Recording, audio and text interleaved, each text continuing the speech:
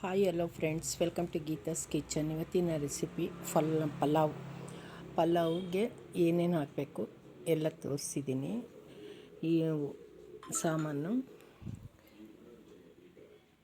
ಹುರುಳಿಕಾಯಿ, ಕ್ಯಾರೆಟು ಮತ್ತು ಈರುಳ್ಳಿ, ಕರ್ಬೇವಿನ ಸೊಪ್ಪು ಎಲ್ಲ ಫ್ರೈ ಮಾಡಿಕೊಂಡು ಇದು ರುಬ್ಬೋದಕ್ಕೆ ಹಾಕ್ಕೋಬೇಕು.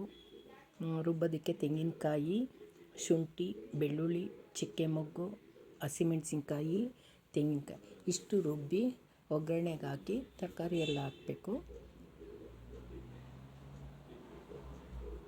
ತರಕಾರಿ ಹಾಕಿದ್ಮೇಲೆ ಅಕ್ಕಿ ಹಾಕಿ ಕುಕ್ಕರಲ್ಲಿ ಕ್ಲೋಸ್ ಮಾಡಿ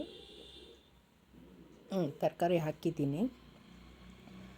ಆಮೇಲೆ ಅಕ್ಕಿ ರುಬ್ಬಿರೋದು ಹಾಕಿದ್ದೀನಿ. ಆಮೇಲೆ ಅಕ್ಕಿ ಹಾಕಿ ಕೂಗಿಸ್ಬೇಕು. Thanks for watching. ಶೇರ್ ಮಾಡಿ, ಲೈಕ್ ಮಾಡಿ, ಪ್ಲೀಸ್ ಸಬ್ಸ್ಕ್ರೈಬ್ ಮಾಡಿ.